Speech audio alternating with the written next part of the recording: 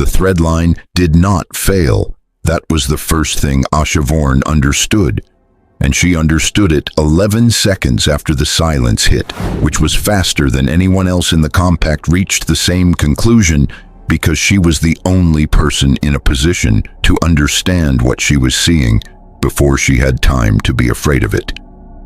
She was at the monitoring station of Relay Outer Veth when it happened, the outermost relay installation in the compact's network, a structure that existed at the precise boundary between the known and the uncharted, staffed by a rotating crew of 41 technicians and overseen by a commander whose primary function was to watch the threadline's outermost signals and report anomalies.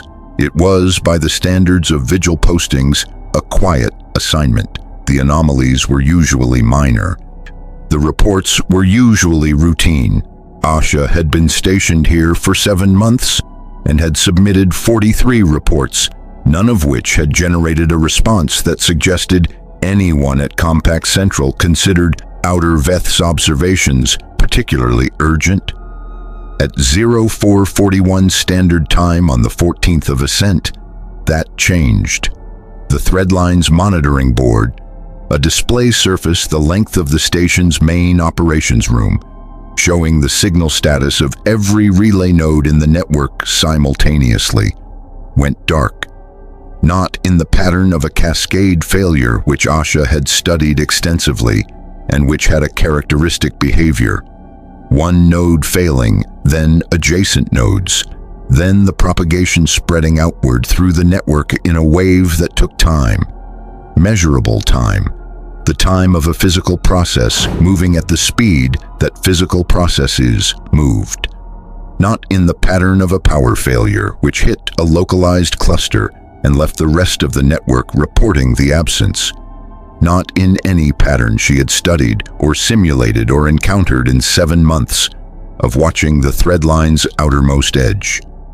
Every node went dark simultaneously, not sequentially, not in clusters. Every single relay station in the Compact's 800-year-old network, from the core systems to the outer stations, from the dense relay clusters of the inner Compact to the sparse long-distance nodes of the frontier, went dark at the same instant, within a timing margin so small that the monitoring system couldn't resolve a sequence within it. It had taken the event less time to traverse the entire thread line than it took light to cross a room. The Asha stood at the monitoring board in the 11-second silence that followed.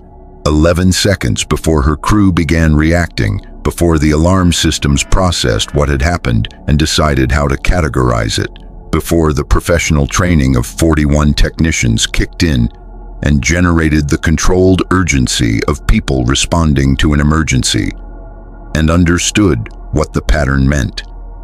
Nothing failed. Something had moved through the network and turned it off. Her crew was good. That was the thing she would record in the first entry of her official incident log, filed at 0446, 5 minutes after the silence in the pre-dawn of whatever this was going to become.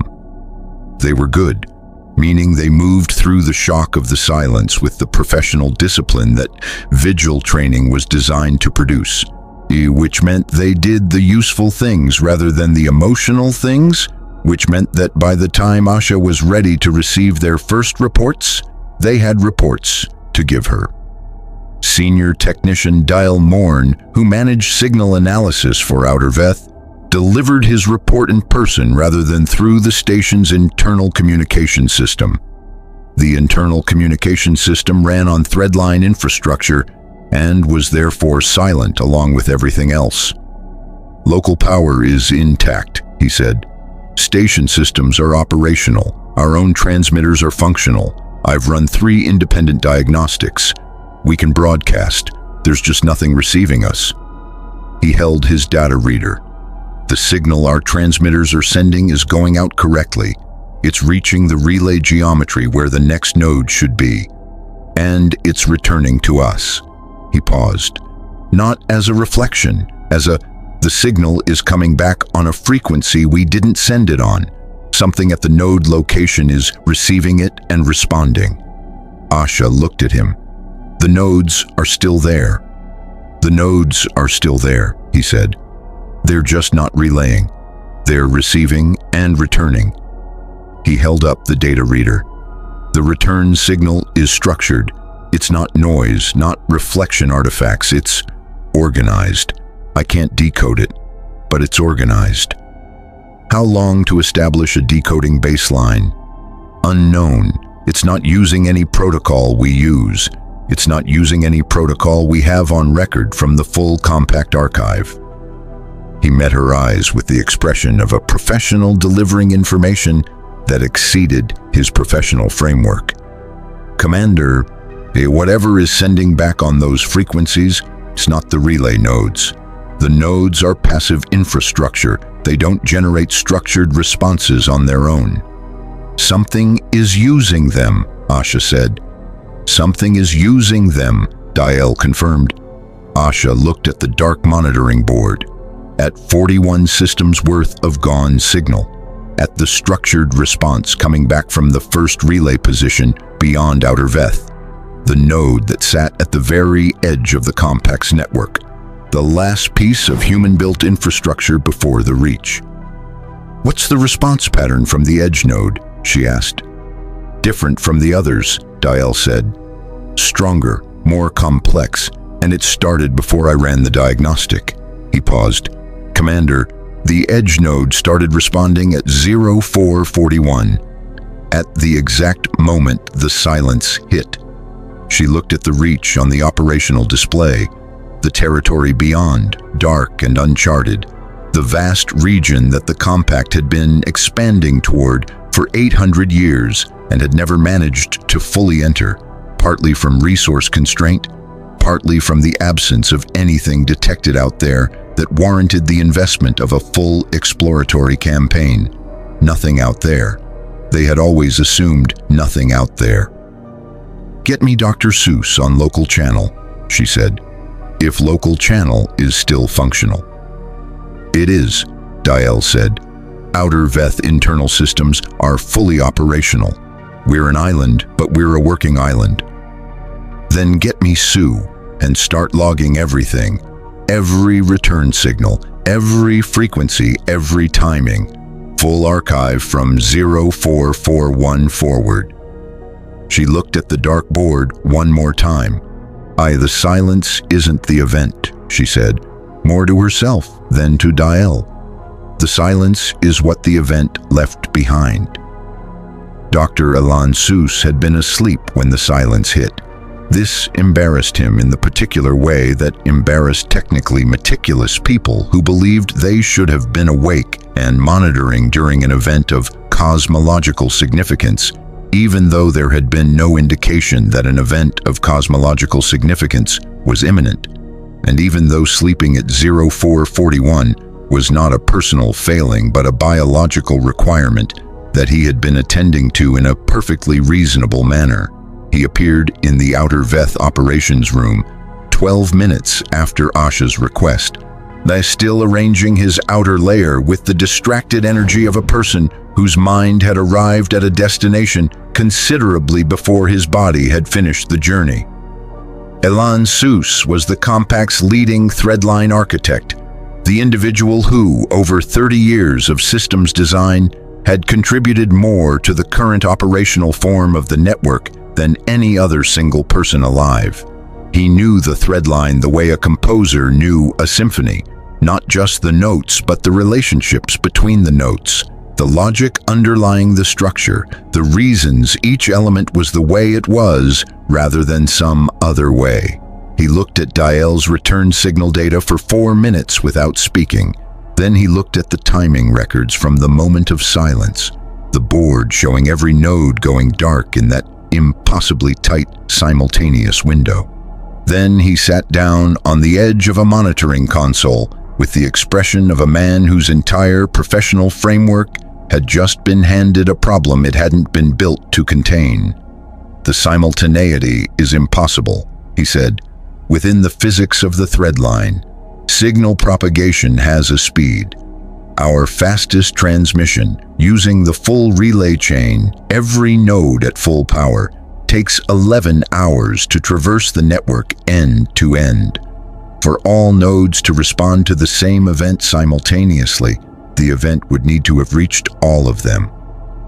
He stopped, did the calculation, stopped again. At approximately 800,000 times the speed our fastest signals travel. Yes, Asha said. That's not possible within the physics the thread line operates in. I know.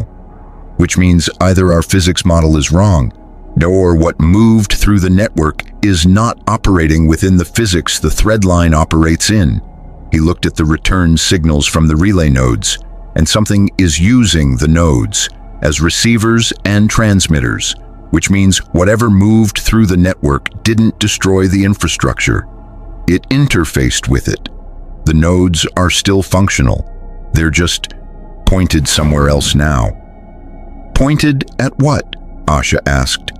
That's the question, Sue said. He pulled the data for the edge node's response pattern. The one Diel had flagged as stronger, more complex, the one that had started at 0441 exactly. He looked at it with the focused attention of a man reading something in a language he didn't speak but recognized as language. This one is different from the others, he said. This one isn't just receiving and returning. This one is initiating. There's a pattern here that isn't a reflection of our diagnostic signals. This is being generated independently. He traced the pattern structure with one finger, following its internal organization with the instinct of someone who had spent 30 years recognizing signal architecture, even when the specific protocol was unfamiliar. Asha. He used her name rather than her rank, which he did when something had exceeded the professional register and required the human one. This is addressed. She looked at him. What do you mean, addressed? The pattern has a directionality built into it, a recipient orientation. The signal isn't broadcasting generally, it's pointed. He looked up from the data. It's pointed at us, at Outer Veth specifically, at this station. He held the data reader. Whatever is at the edge of the reach, it knows we're here. It knew before we ran the diagnostic. It sent this at 0441, the moment the silence hit, aimed at the outermost station in the compact's network. He paused. Which means it knows our network's geometry. It knows where the edge is. It knows where we would be standing when it turned the lights off.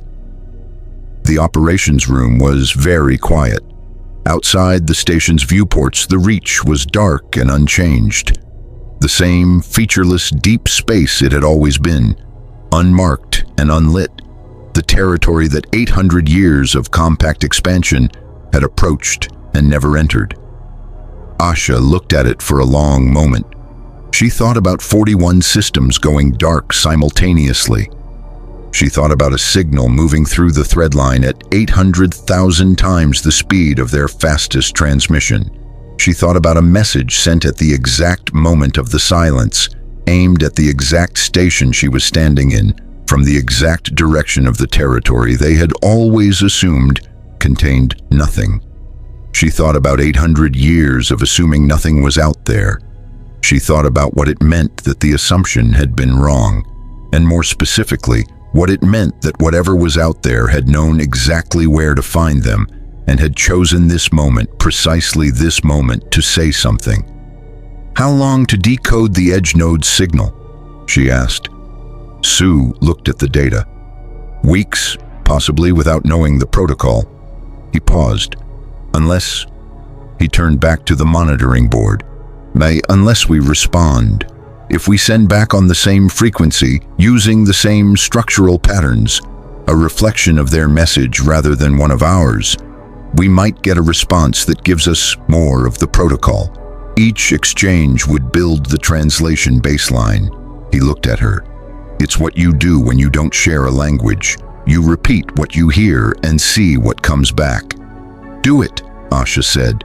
If we respond, we confirm we're here, Sue said, not as an objection, as information she was entitled to before deciding. "They already know we're here," Asha said. "They sent the message to us specifically." She looked at the Reach. "What we don't know is why, and I'd rather find out through a conversation than through whatever comes next if we stay silent." Sue nodded and began working. In the operations room of Relay Outer Veth, in the silence of a galaxy that had gone quiet without warning, the first response to the silence was a single structured signal sent back along a frequency that human technology had not generated and did not understand, aimed at the edge of the known, reaching toward the dark with the oldest and most essential gesture available to any intelligence anywhere. "Hello, we are here. We heard you." The response came back in 47 seconds, not the hours or days that Asha had been prepared to wait. 47 seconds, a response time that suggested the sender was not at the edge node's physical location, but was moving through the network the same way the silence had moved, at speeds that made distance a negotiable concept. The response was longer than the original message by a factor of 8, structured with a complexity that Sue immediately recognized as an expansion of the protocol. Not just a reply, but a key, the sender offering more of the language, in the hope that the recipients would find the patterns that unlocked the meaning. Sue bent over his console and began the work of finding those patterns, and Asha stood at the viewport and looked at the Reach and understood, with the particular clarity of a person who has just crossed an invisible threshold between one kind of world and another, that whatever came next was going to require her to be every version of herself simultaneously. The commander, the explorer, the person, the representative of 41 systems that had woken up this morning in a universe that contained only themselves and were going to need to be told, that carefully and honestly and without destroying the compact's ability to function, that the universe had never contained only themselves. She opened her log. 0512, standard time, 14th of ascent, she said. "The silence is 11 minutes old. We have made contact. I am recommending that Outer Veth be designated the compact's primary response station for this event, pending Central Authority acknowledgement, which will require restoring at least partial threadline function." She paused. "I am also recommending that whatever we learn in the next phase of this contact be delivered to the compact's population with full transparency and no protective omission. 800 years of assuming we were alone created a set of institutional assumptions that shaped everything we built. Those assumptions are incorrect." She paused again. What replaces them should be built on what is actually true, not on what is comfortable. We owe the compact that." She closed the log. Sue was still working. Outside, the Reach was still dark, but it was a different kind of dark now. Not the dark of empty space, not the dark of nothing, but the dark of something that had not yet chosen to be seen and was making, for the first time, tentative and structured gestures toward being understood. Asha Vorn watched it and waited.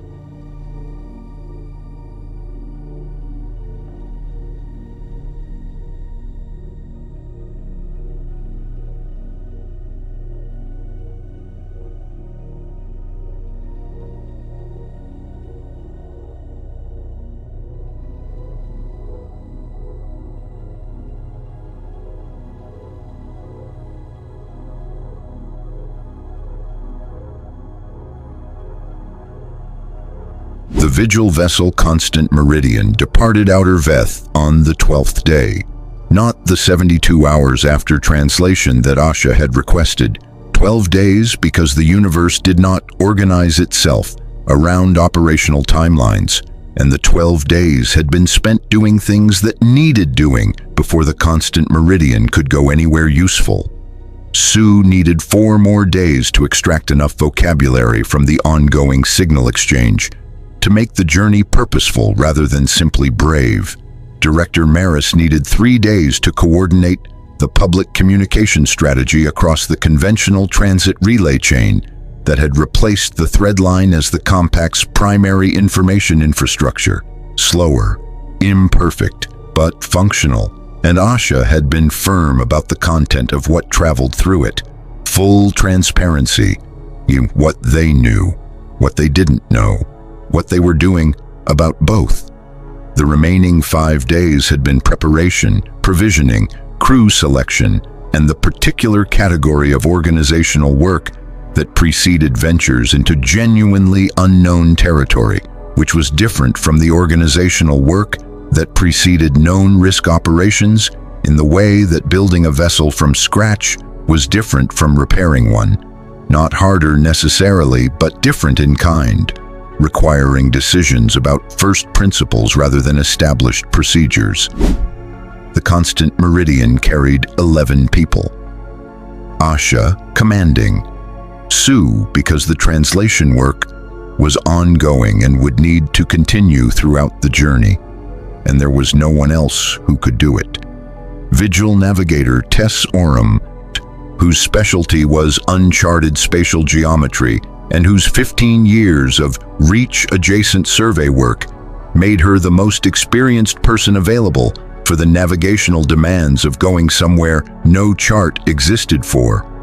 4 Vigil field officers whose selection had been based on the specific combination of skills the situation demanded, not combat emphasis, not the profile of a military operation, but the profile of a first contact team. Language ability, cross-cultural analysis background, technical adaptability, and the particular psychological quality that Vigil assessors noted in personnel files as comfort with fundamental uncertainty. 2 engineers, 1 physician, and Warden-certified communications specialist Dari An, whose function was to manage the signal exchange with the Edge node and maintain the translation work in real time as the Constant Meridian moved deeper into the Reach.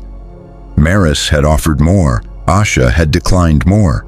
11 people in a fast Vigil Explorer was not an invasion, not a military expedition, not a demonstration of the compact's capacity to project force into the unknown. It was what it was intended to be, a group of people going toward something to understand it, carrying the minimum footprint that doing so responsibly required. If the something they were going toward had wanted to deal with the compact's military capacity, it had already demonstrated the ability to turn off the compact's communication network simultaneously across 41 systems. More soldiers would not change that equation. Understanding might. The Constant Meridian crossed the Edge node's position at 0900 and entered the Reach. The Reach was not empty. That was the first thing Tess Oram reported, and she reported it with the precise excitement of a navigator who had spent 15 years mapping the boundary of a territory and had always suspected, against the available evidence, that the territory was more than the available evidence suggested. Her long-range sensors, running the full passive analysis suite as the Constant Meridian pushed deeper into the uncharted space, were returning a picture of the Reach that had no correspondence to the survey data, accumulated over 800 years of boundary observation. Not empty. Not the sparse stellar environment the boundary surveys had suggested. Low-density, minimal interesting formations, the navigational equivalent of a long drive through featureless landscape. The Reach was full. Not of stars, not of inhabited systems in the conventional sense, full of structure. Artificial formations, Tess said. At the operations table on the second day of transit, her display populated with data that was arriving faster than she could fully annotate it. Consistent spacing, the geometry is not natural. Stellar formations at this scale don't organize according to consistent geometry without a reason, and nature doesn't provide this reason. She traced the formations on the display. Someone built something out here, something big and old. The stellar drift calculations put the construction date at a minimum of 40,000 years ago, possibly more. Asha looked at the display. At the extent of the formations, vast, covering a region of space that dwarfed the compact's entire territorial volume, the work of something that had operated at a scale that made 41 inhabited systems look like a local project. The previous networks, Sue said from his station across the table. He had been working continuously since departure, the signal exchange with the edge node still running, the translation baseline deepening with each hour. The ones the signal described, 60 to 90,000 years of civilizations building networks in this region of space. He looked at the formations. This is what happened to some of them, or what they built before whatever was coming arrived. He paused. I can't tell which. Can we tell from the signal? Asha asked. I'm working on it, Sue said. The vocabulary is getting richer with every exchange. The sender... He stopped. I've been calling it the sender. I need a better term. The signal's originating intelligence. It's been patient with us. Every response it sends is calibrated to our translation pace.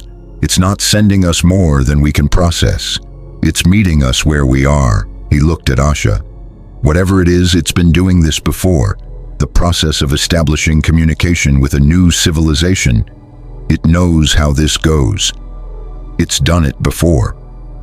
How many times? Vigil Field Officer Sena Vielle asked from her position at the secondary station. Sue was quiet for a moment. The count in the signal, he said, which I flagged as uncertain in the 17 elements. I have better resolution on it now. The minimum is not 11. He looked at the table. The minimum is 47. The operations room absorbed this. 47 civilizations in 60 to 90,000 years in this region of space. The formations on Tess's display took on a different quality. Not the impressive architecture of a single ancient builder, but the accumulated record of 47 separate intelligences arising across deep time in the same region, each building its version of a network, each being silenced when the warning came. Some of them building these structures in the time between the warning and whatever followed it, and the next civilization arising from the wreckage or the silence or the long dark that came after, building again, beginning again, knowing nothing of what had come before. They don't remember, Asha said. It wasn't a question. No, Sue said. The signal makes this explicit. I have good confidence in this element. Each civilization arises without knowledge of the previous ones. The gap between civilizations is long enough that the record doesn't survive in accessible form. The builder of the signal, he stopped. The originating intelligence. It's the only continuous memory. It's been here or been watching from somewhere long enough to have witnessed all 47. And when each one reaches the threshold of network building, when each one demonstrates the capacity to connect its worlds into a single communicating system. It sends the warning, Asha said. It sends the warning, Seuss confirmed. Because network-building civilizations are detectable. What's coming, it finds networked civilizations. The thread line made us detectable to it in a way we weren't before. He paused. The silence wasn't just to get our attention. It was to buy us time. A networked civilization broadcasting across 41 systems is visible at a very long range. A silent one is considerably less so. Field Officer Vielle spoke carefully. "What is coming?" Sue looked at his translation work, at the vocabulary he had accumulated across 17 days of signal exchange, the picture assembling itself from the inside out, each new element connecting to previous ones and expanding the framework of understanding. "I don't have complete vocabulary for it yet," he said. "The originating intelligence uses a term that I've been rendering as the consuming, which is almost certainly not what it means literally. It's the closest approximation my translation matrix can find. What I can tell you is the behavior it describes." He pulled up his current working translation of the relevant section. "It moves through this region of space on a cycle. The signal gives a cycle length that my base 12 conversion puts at approximately 9,000 standard years. It doesn't build, it doesn't communicate, it doesn't colonize, it..." He looked for the right word. "Harvests is the closest approximation. Network-connected civilizations that have reached a certain threshold of complexity. It doesn't explain why. The originating intelligence either doesn't know or the vocabulary for it is beyond our current translation level." "And the previous 47 civilizations," Asha said. "None of them received the warning in time to..." He stopped. Started again. "The originating intelligence has been refining the process across 47 attempts. Each one has informed the next. When to send the warning, how to send it, how much of the language to include in the initial message to facilitate rapid translation." He looked at Asha. "The 47-second response it sent after our first reply, the one I said contained 600 times more information than I initially thought. It was pre-built, optimized over 47 iterations of this same conversation." He paused. "It knows how we think because it has watched 47 civilizations that thought like us. It has been preparing this conversation for longer than our species has existed." The constant meridian moved through the reach in the silence that followed, and the ancient formations moved through Tess's sensor display like the ruins of everything that had come before, patient and immense in the dark. On the 19th day of transit, they found the source, but not at the coordinates the edge node's signal geometry had suggested. Those coordinates had been a waypoint, a landmark, a place to aim before the next set of coordinates was provided. The originating intelligence had been guiding them, Asha understood in retrospect, from the moment they'd entered the reach. Each night's signal exchange had contained navigational elements embedded in the lower layers. Elements Sue had been extracting and passing to Tess as they became legible, a trail of waypoints provided one at a time, the pace calibrated to how fast the constant meridian could reach each one. It had been walking them in. The source was not a planet, not a station, not a vessel in any form Asha had encountered or studied. It was a structure, the largest artificial structure she had ever seen or expected to see, a construction of such scale that her first reaction was to classify it as a stellar phenomenon before the sensor data insisted otherwise. It occupied a volume of space that the constant meridian's instruments struggled to fully resolve, not because of instrument failure, but because the structure's extent was genuinely beyond the sensor suite's designed range. Built for a galaxy of 41 systems, and now being asked to measure something that had been built across 60 to 90,000 years of continuous construction. It was also clearly aware of them. The signal exchange had shifted as they approached. The edge node's relay had been replaced by a direct connection, the originating intelligence communicating with the constant meridian without the intermediary of the complex network. The signal arriving with a clarity and richness that told Sue the previous version had been compressed for the relay chain's limitations. The full bandwidth experienced directly was different in quality from the relayed version, the way a live voice was different from a recording. Not just louder, but more present, more dimensional, carrying information in its texture that the recording couldn't preserve. Seuss worked without stopping. On the 20th day, he called Asha to his station with the expression he'd worn when he decoded the primary layer on the 8th day. The expression of a man who had understood something he needed to pass to someone else before the weight of carrying it alone became a factor in how he carried it. "The name," he said, "the identifying signature. I have the meaning." Asha sat. "It's not a name in the way we use names," Sue said. "It's not a personal identifier. It's a function description, what it is stated as a name. The closest translation." He looked at his display. "The closest translation in any compact language is something like the witness, or the record, or," he paused, "the keeper of the count." "The count," Asha said. "The count of 47, Sue said.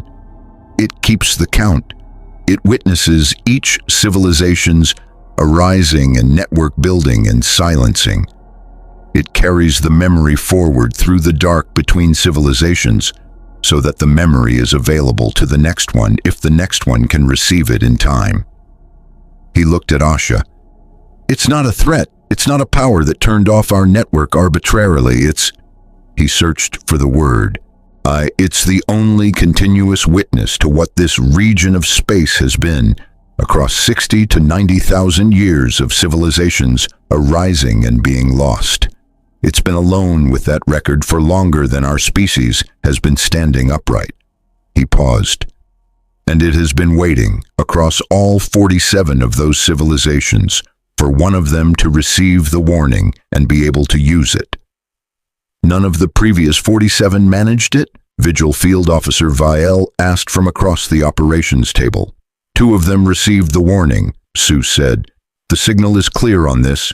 2 previous civilizations were contacted, translated the message, and understood it. Neither of them survived what followed." He paused. "The Keeper's current translation of why is in the uncertain vocabulary elements I haven't fully resolved. But the structural weight of those elements suggests..." He stopped. "Suggests that knowing what was coming and surviving it are not the same problem. The 2 that knew didn't have enough time, or didn't make the right decisions with the time they had." He met Asha's eyes. "We have 41 days from the silence. We're on day 21. 20 days remaining." Asha looked at the structure on the viewport, vast, ancient, the physical record of 60 to 90,000 years of solitary witness. She thought about the keeper of the count, alone with the memory of 47 civilizations across the deep time between each one, refining the warning with each iteration, waiting for the one that would finally be far enough along, aware enough, quick enough to use the time the silence bought them. She thought about what use they could make of 20 days. She thought about what the right decisions were when you had 20 days, and the previous civilizations that had known this was coming hadn't survived it. She thought about 41 systems that were currently receiving, through the slow, conventional transit relay chain, the information that the compact was not alone, that the silence had been a warning, that something was coming, that the outermost vigil station was in contact with whatever had sent the warning and was moving toward its source. She thought about what those 41 systems needed from her in the next 20 days.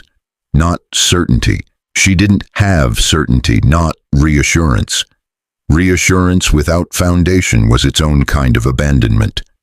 What they needed was what she had to give, the accurate picture, and the best decision she could make within it, made transparently and without self-protection, so that whatever happened next happened with the compact's eyes open rather than closed. "I need to respond to the Keeper directly," she said. "Not through the translation relay, directly, in real time, from the constant meridian." She looked at Sue. "I need to tell it that we received the warning, that we understand what it is, that we are asking..." She paused, reaching for the right framing. that we are asking not for rescue but for the information we need to make the best decisions available to us in 20 days. What if the best decisions available aren't enough? Vielle asked, not fearfully, as a genuine operational question. Then they're still the best ones available, Asha said, and we make them anyway. She looked at the structure, at the Keeper's vast physical presence in the Reach, the accumulated architecture of 60 to 90,000 years of solitary memory. And we ask the Keeper to add us to the count honestly, whatever we are, however far we get. She paused. But not yet, she said. Not as the 48th. We are not the 48th. We are something that received the warning with 20 days remaining and has a Vigil Explorer, 11 people strong, and 41 systems that are scared and paying attention. She straightened. We are not the same as the previous 47, because none of them had the previous 47's record to learn from, and we do.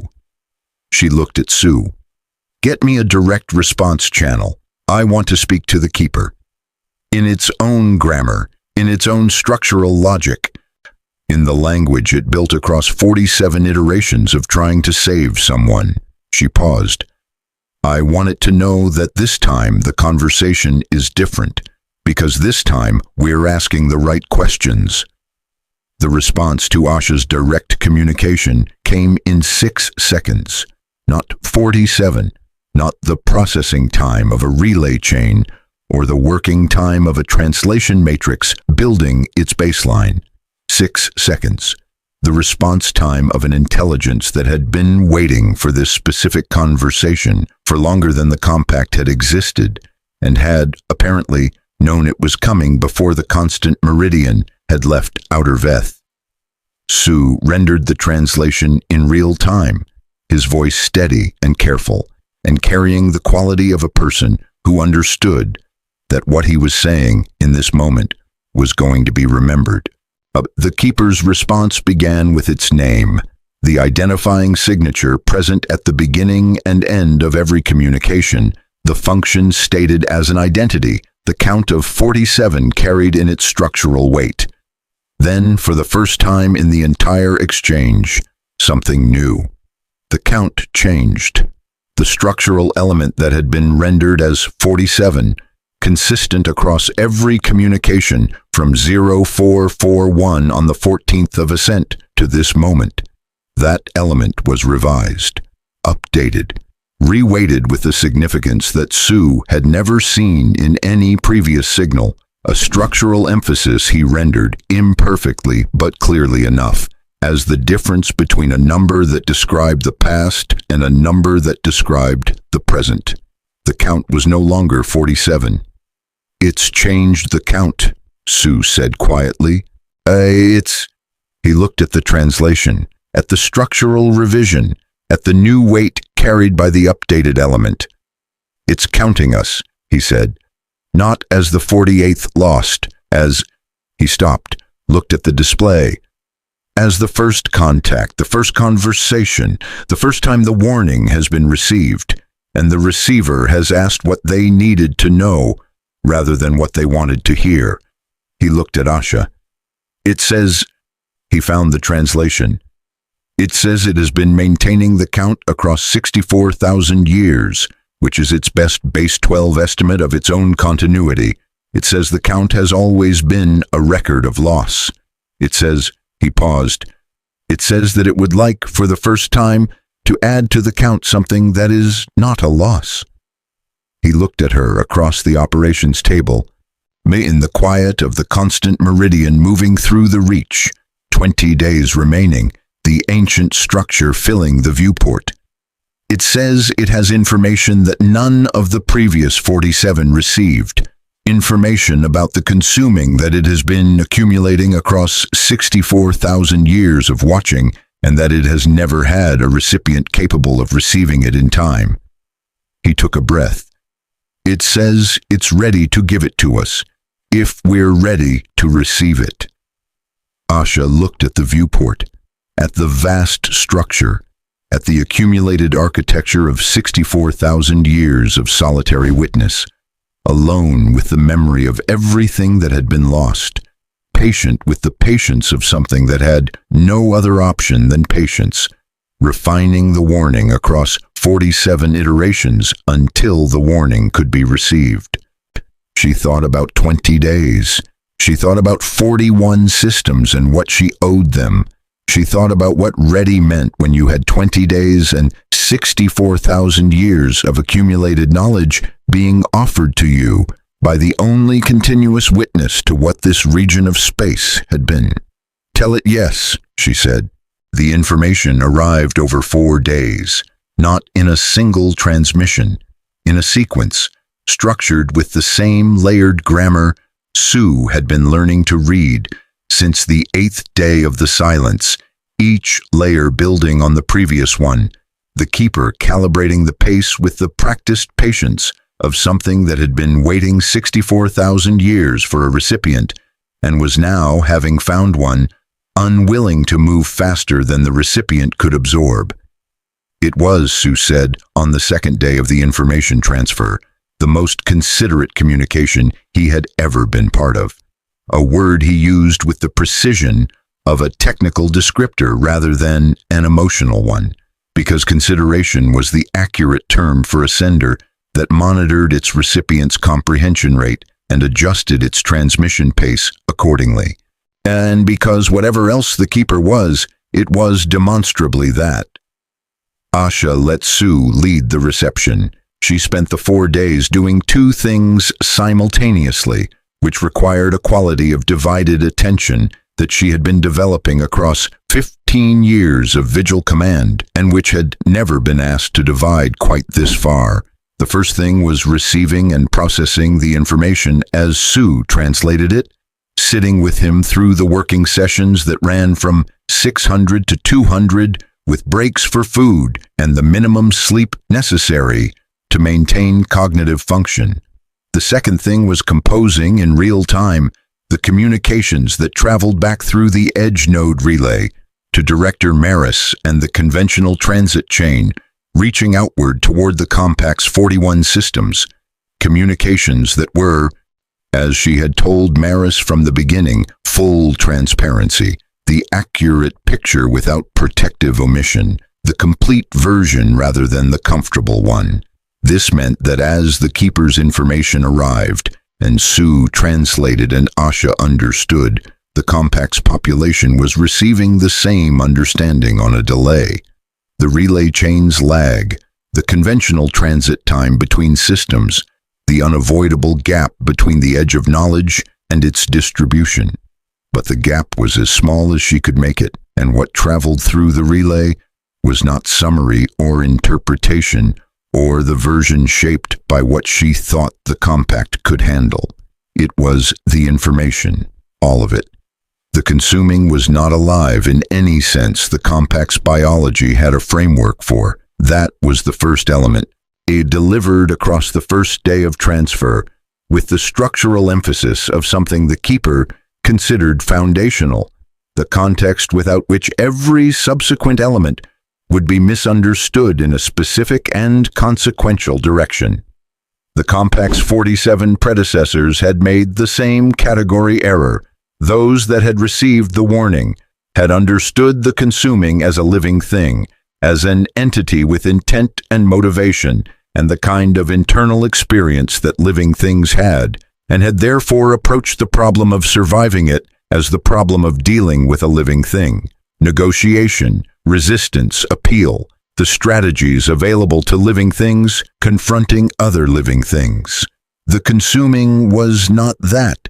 It was a process, a cosmological process, vast, impersonal, operating according to physics that the Keeper had spent 64,000 years attempting to model and had achieved only partial success with, not because the physics were beyond understanding, but because the instruments available to the Keeper, however sophisticated across 600 centuries of refinement, were still insufficient to observe the consuming directly without being affected by the observation. What the Keeper knew was behavioral. The consuming moved through this region of space on a cycle of approximately 9,000 standard years. The base 12 mathematics Seuss had established early in the exchange, allowing Asha to convert this with reasonable confidence. It was drawn to complexity, specifically to the complexity of networked intelligences, civilizations that had connected their separate worlds into a single communicating system, generated a signature that the consuming detected across distances that made the Compact's 41 systems look local. It did not harvest in the predatory sense. It processed. The distinction mattered. A predator had intent. A process simply operated according to its own physics. The consuming moved through a region of networked complexity, and the complexity was reduced. Not destroyed, not consumed in the biological sense, but simplified. The connections between things severed. The emergent properties of networked intelligence collapsed back into the constituent parts that had generated them. Individual systems survived. The thing they had built together did not. This was why the silence was not destruction. The thread line still worked. The nodes were intact. The infrastructure existed. The keeper had turned it off because a turned-off network generated a fraction of the signature that an active one did. The silence bought time by making the compact temporarily less visible to the process that was drawn to exactly what the compact had built. Not invisible.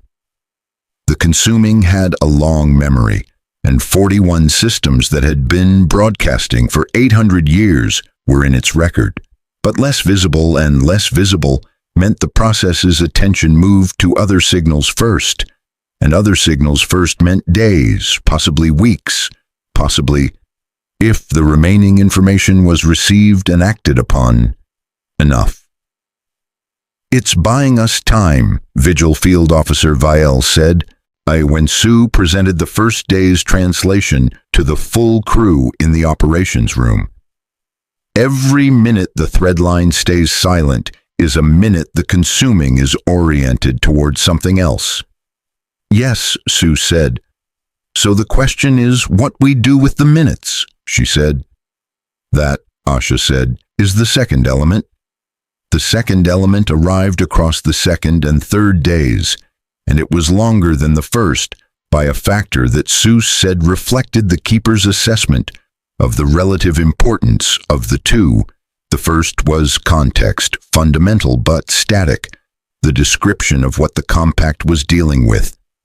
The second was dynamic, operational, the accumulated learning of 64,000 years of watching civilizations fail to survive and understanding, through that watching, why. They had all failed the same way, not the same tactics. The specific responses of 47 different civilizations to the same threat varied enormously, as you would expect from 47 different intelligences with 47 different histories and 47 different relationships with the physics of their situation. Some had tried to hide, shutting down their networks and hoping that reduced visibility was sufficient. Some had tried to move, attempting to relocate enough of their civilization to be beyond the consuming's path when it arrived. Some had tried to resist, bringing their full military capacity to bear against a process that had no command structure to destroy and no physical form to damage. Some had done combinations of these sequentially or simultaneously, with the iterating desperation of civilizations running out of time. None of it had worked. But the Keeper had been learning from each failure, and 64,000 years of learning had produced a theory, partial, uncertain, encoded in the signal, with the appropriate structural markers of something the Keeper believed without being certain of, about what might work. The consuming was drawn to connected complexity. This was the fundamental fact. A networked civilization was more visible to it than an unnetworked one. But the relationship between connection and visibility was not linear. It was more complex than that, and the complexity was the thing that the 47 previous civilizations had not had time to understand before the consuming arrived. Connection generated visibility, but connection also generated something else. So the keeper's term for it took Sue the better part of the third day to render into compact language, because the concept had no direct equivalent. It fell between several compact concepts without matching any of them precisely. Sue assembled a working translation from its structural context and its relationship to adjacent vocabulary he had better confidence in. The closest he could get was distributed coherence, the property of a networked system that made it something other than the sum of its parts. Not the connection itself, the emergent quality that the connection generated, the property that appeared in the system that was not present in any individual component. The thing that made 41 connected systems qualitatively different from 41 separate ones. The consuming processed networked complexity back to its constituent parts, but it processed the connection, not the coherence. The emergent property, the distributed coherence that the network generated, was not in the network itself. It was in the minds connected by the network. And the consuming, which was a process rather than a predator, which operated on physics rather than intent, had never, across 64,000 years of the keeper's observation, eliminated what the network had built in the minds that used it. Only the infrastructure, never the coherence. It destroys the thread line, Asha said slowly on the third evening, sitting with Sue as the translation built toward its conclusion. And when the thread line is gone, the civilization loses its connection. And without the connection, the coherence can't sustain itself, Sue said. It's distributed across the network. Remove the network and the coherence, the emergent property, the thing that makes a networked civilization more than the sum of its parts. It collapses back into the parts. He looked at her. The individuals survive. The thing they'd built together doesn't. And without the thing they'd built together, the civilization that arose from the individuals over subsequent generations isn't continuous with the one that existed before. He paused. It's why none of the 47 left records the next civilization could access. The individuals didn't know what had been lost. The coherence that would have known was the thing that was gone. Asha sat with this. So hiding doesn't work because the consuming already has us in its record, she said. Moving doesn't work because it's not going to a location. It's following a signal type. Resistance doesn't work because there's nothing to resist in the conventional sense. She looked at the display, at the Keeper's structural analysis of the failure modes. The Keeper has a theory about what does work. Yes, Sue said, and it's uncertain. It's uncertain, Sue confirmed. The structural markers are clear about that, but the reasoning behind it is the most complete reasoning in the entire transfer. The longest element, the most embedding layers, the most evident care in construction. It's been building toward this for 64,000 years. He looked at her. And it's not what I expected. Tell me, she said. The coherence isn't in the network, Sue said. The network is the medium. The coherence is in the minds. If the coherence can be preserved, not in the network, not in the infrastructure that the consuming processes, but somewhere the consuming's process doesn't reach, then when the network is gone, the coherence isn't gone with it. He paused.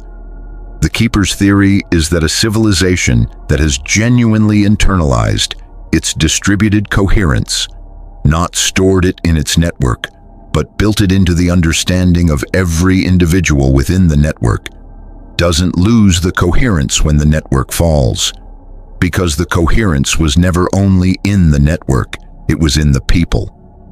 He met her eyes. The thread line is not the compact. The compact is the 41 systems of people who built the thread line and became something together in the building of it. If they know that, if they understand what the compact is at the level of individual understanding rather than network infrastructure, then processing the thread line doesn't process the compact. The infrastructure falls. The civilization continues. Asha looked at the viewport, at the Keeper's vast structure beyond the viewport. 64,000 years of architecture, the physical record of a solitary witness alone with the count of 47. "It's not a technical solution," she said. "No," Sue said. "It's not a technical solution, it's..." He searched for the word. "It's a question of what the compact actually is, whether the compact is its network or whether the compact is its people. Whether 41 years of the threadline's silence would end with 41 separate populations who had forgotten what they built together, or with 41 populations who knew in their own understanding what the compact meant and what it was and what they were to each other, and built it again." 16 days, Asha said. 16 days, Sue said. She stood and walked to the viewport and looked at the Keeper's structure for a long time. She thought about 41 systems currently receiving, through the slow relay chain, the same information she had just heard. She thought about what they would do with it, whether the compact, confronting the most significant threat in its 800-year history, would discover that it had built its coherence into its infrastructure or into itself. She thought about the Constant Meridian's crew, 11 people who had been outside the thread line for 21 days, operating without the network, making decisions in the absence of the institutional connectivity that the compact's civilization had organized itself around for 8 centuries, and who had been, across those 21 days, more functional than she had any right to expect. She thought about Outer Veth's 41 crew members, isolated from the first moment, organizing themselves around the work without being asked, doing the right things without the network telling them what the right things were. She thought about Director Maris, a political administrator whose career had been built on institutional process, who had sat in the Outer Veth operations room and looked at the Keeper's signal and made the decision to go public with the full information because the alternative was abandonment, and who had made that decision with the thread line silent and no precedent to appeal to. She thought about what that was evidence of. "Send the 4th element to the relay," she said. "Everything, the technical analysis of the consuming, the failure mode record, the Keeper's theory, all of it, full translation to Maris immediately. And I need a direct communication drafted to the compact's population, not through Maris's office, through the relay chain directly, my name and rank as sender." She turned from the viewport. "I need to tell them something." "What?" Seuss asked. She thought about it carefully, about what was true and what was useful, and what the 41 systems needed to hear from the edge of the reach, with 16 days remaining. "That the consuming is coming," she said, "and that the compact's survival doesn't depend on what we can build in 16 days. It depends on what we've already built in 800 years, and whether we built it in the right place." She paused. "And I need to tell them that the right place was never the thread line. The right place was always each other."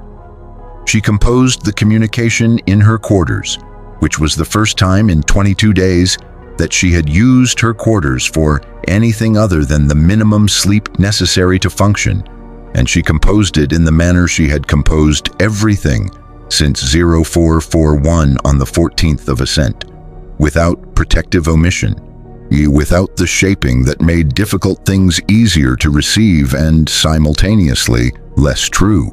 She told them what the consuming was, what it did, why the silence had been sent, what the Keeper was, and what it had witnessed across 64,000 years of solitary record-keeping, what the previous 47 had done and why it hadn't worked. what the Keeper's theory proposed and what the theory required.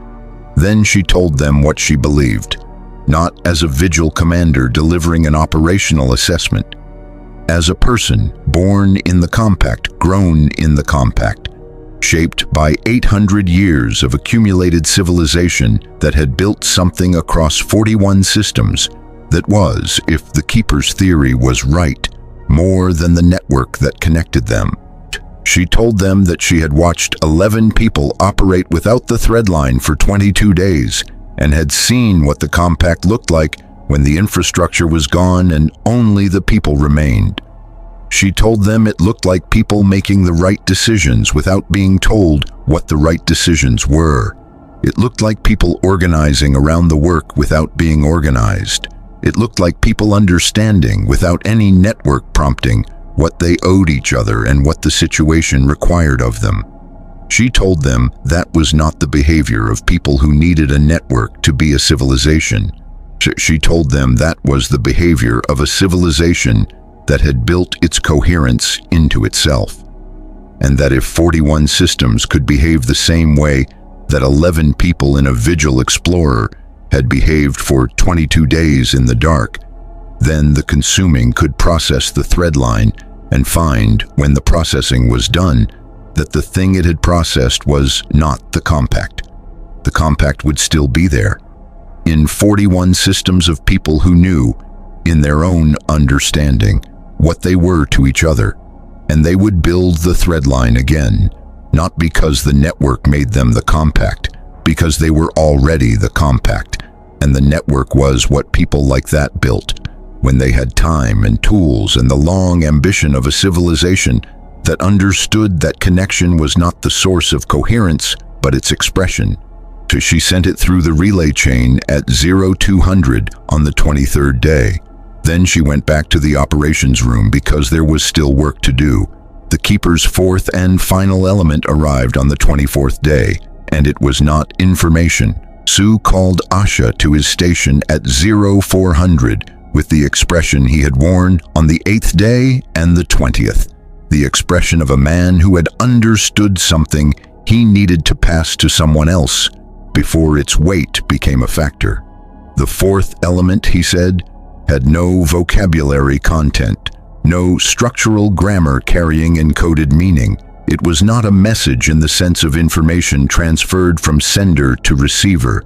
It was a structural pattern that Sue, after 2 hours of working with it, had come to understand as the closest equivalent the Keeper's communication system had to a gesture. Specifically, the gesture of extending something toward another being in the hope that the other being would take it. "It's offering something," Sue said, "not information, something more." He struggled. The structural weight of this element is unlike anything in the previous transfer. It's weighted the way the identifying signature is weighted, as foundational, as identity level, not content, being. He looked at her. "I think it's offering to share the count." Asha looked at him. "The count of 47, she said. "The count of everything," Sue said.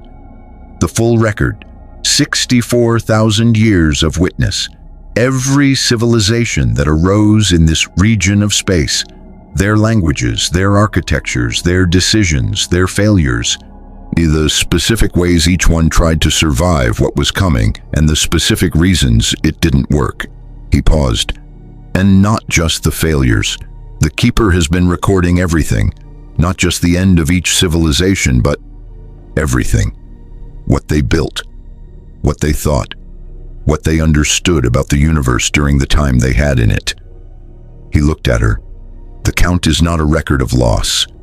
It's a record of everyone who has ever been here." He paused. "It's offering us access to it, to all of it." Asha looked at the Keeper's structure through the viewport. At 64,000 years of accumulated witness, alone with the memory of everyone who had come before, carrying the record through the long dark between civilizations, so that the record would be available when the next one arose. She thought about what it meant that for 64,000 years the record had had no recipient. She thought about what it meant to be offered the record. She thought about what the compact would do with the knowledge that 47 civilizations had existed before them in this same region of space, had thought and built and understood things and tried to survive and failed, and had been remembered faithfully and completely by the only witness that had lasted long enough to carry the memory. Except, she said, on the 38th day the consuming arrived. Asha was back on Outer Veth. The constant meridian had made the return transit in 11 days, pushing hard, and she had spent the remaining time coordinating with Maris and the conventional transit relay chain and doing the thing that she had understood. Somewhere in the 4th day of information transfer was the most important thing she could do in the time available.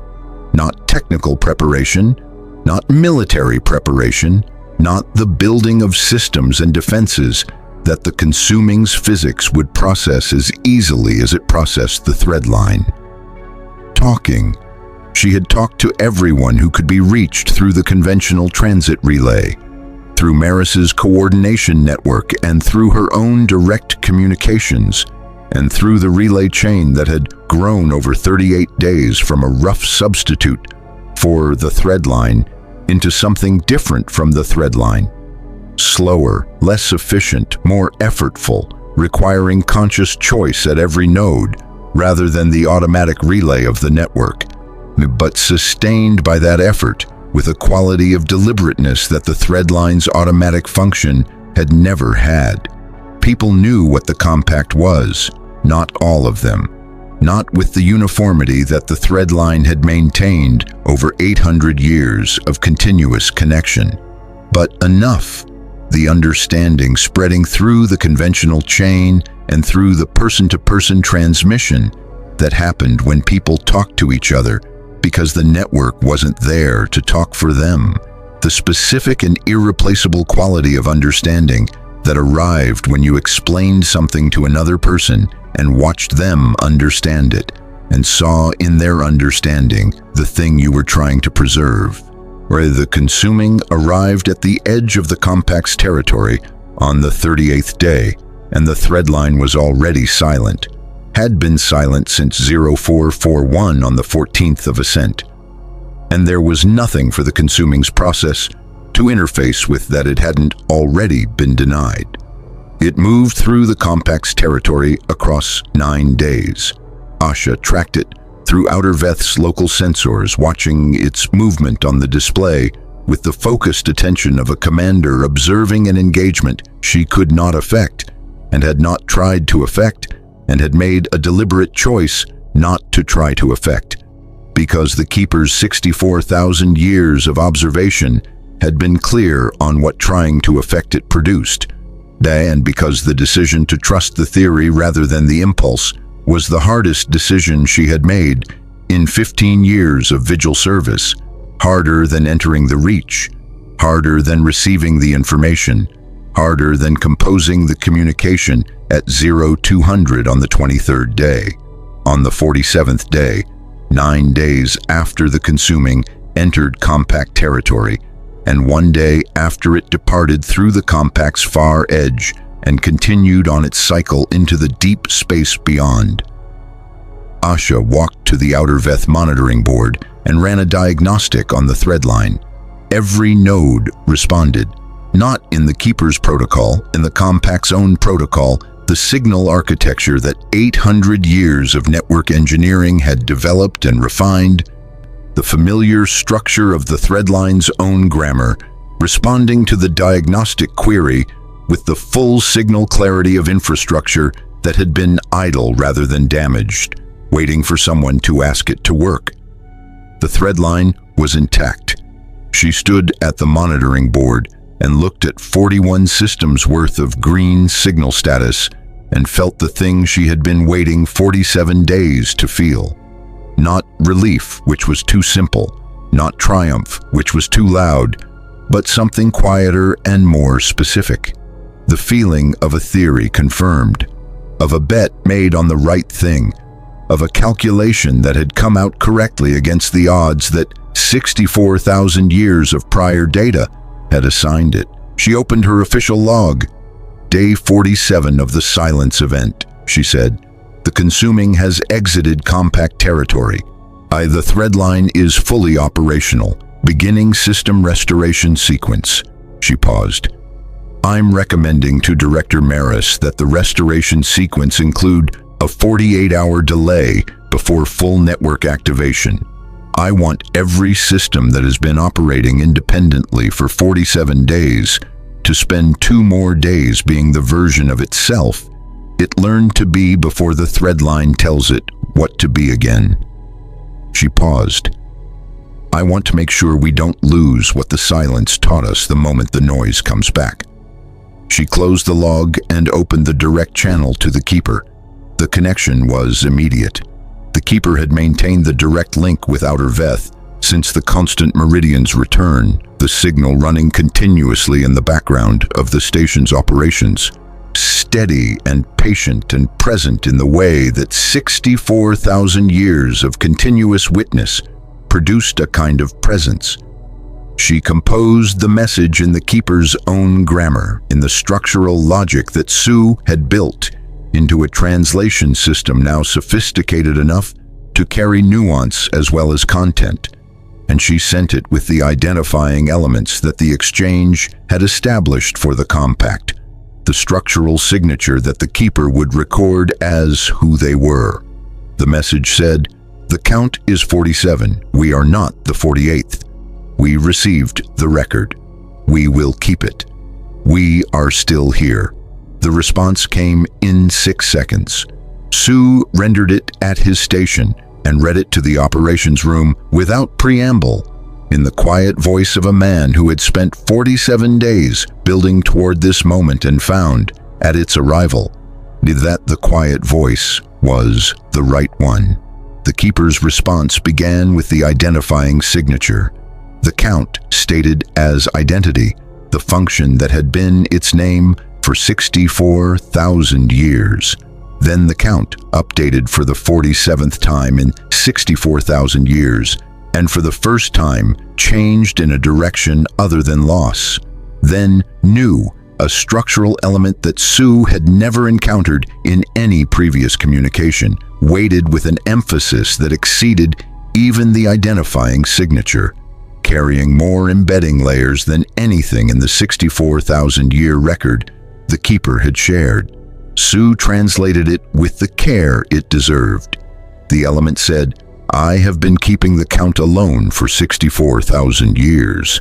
I would like to keep it with someone." The operations room was quiet. Outside the viewport, the Reach lay in the dark beyond the edge of everything the compact had mapped, vast and ancient and full of the ruins of 47 civilizations that had tried and not survived, and the Keeper's structure at its center, alone with the record of everyone who had been here before, not alone anymore.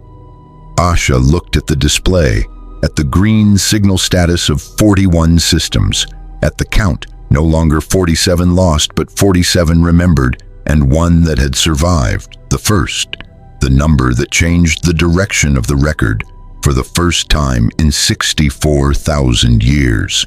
She thought about what it meant to keep a record together. She thought about what the compact would build when the thread line came back.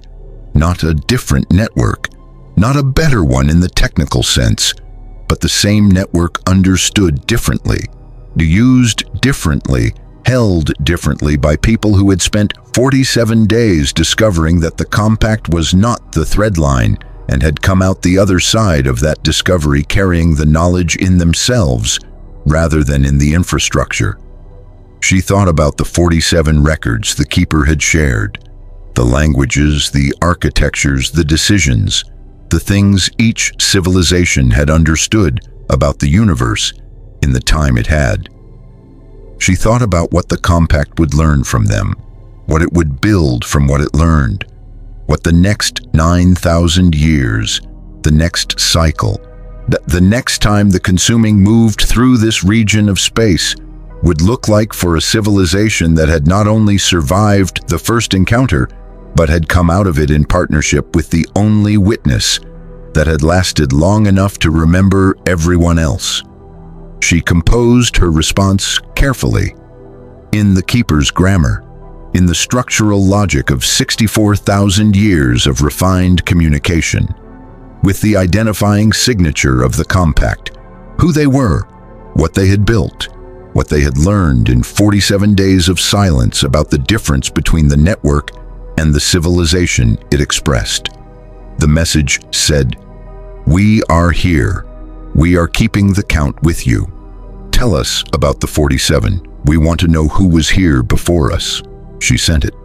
The thread line hummed with readiness in the monitoring board behind her, waiting for the 48-hour delay to end, waiting to connect 41 systems of people who had spent 47 days being the compact without the network and would spend the next 9,000 years being the compact with it, knowing now the difference between the two and understanding that the difference was everything. Outside, in the dark, the Keeper began to answer. The thread line came back online 49 hours after Asha's recommendation. 1 hour late because the system restoration technicians on 3 separate systems had independently decided that the extra hour felt right and had not coordinated that decision with each other, which was itself a small and specific kind of evidence for the thing the 47 days had been trying to demonstrate. The first transmission carried across the restored network was not official, not governmental, not vigil, not the administrative communications of the compact's institutional machinery reasserting itself after 7 weeks of silence. It was a message from a technician on a frontier system named Khan's Rest, addressed generally rather than to a specific recipient, 3 sentences long, sent in the first minute of the threadline's restoration, as if the sender had been waiting for the network to return specifically to send it. It said, "We kept the records here. Everything we understood about each other during the silence, we wrote down. Sending it now so it doesn't get lost when the noise comes back." The message traveled across 41 systems in 11 hours. The responses it generated, from other technicians, from administrators, from ordinary people in ordinary systems who had spent 47 days discovering what they were without the thing that told them what they were, filled the threadline's first day of restored operation with a volume of person-to-person communication that the network's 800-year traffic archive had no precedent for. Not news, not information in the administrative sense, the specific and irreplaceable content of people telling each other what they had understood during the silence, making sure the understanding was recorded before the noise of ordinary connectivity made it easy to forget. Sue compiled the archive of it and sent a summary to Asha at the end of the first day, with a note in his characteristic understated register. The coherence held. The Keeper's theory was correct. I recommend this archive be preserved in compact permanent record alongside the 64,000-year record. They belong together. Asha agreed. She filed the recommendation with Maris and then walked to Outer Veth's viewport and looked at the Reach, where the Keeper's structure sat in the dark with the count updated and a new kind of company, and felt the particular quality of a thing that had been attempted against significant odds and had come out the other side of the attempt as something real, not victory. The consuming would return in 9,000 years, and the compact that faced it then would face it with better information and a different understanding, but would still face it, still have to make the same essential discovery that 47 previous civilizations had not made in time. But they would face it with the record, with 64,000 years of witness to learn from, with the memory of 47 civilizations that had existed in this same region of space and thought and built and tried, whose languages and architectures and understanding of the universe were now in the compact's archive, available to every generation that came after, the accumulated knowledge of everyone who had been here before finally having somewhere to go. The count was not a record of loss anymore. It was a record of everyone. And for the first time in 64,000 years, it was being kept by more than one. The silence ends. The count continues. More stories await.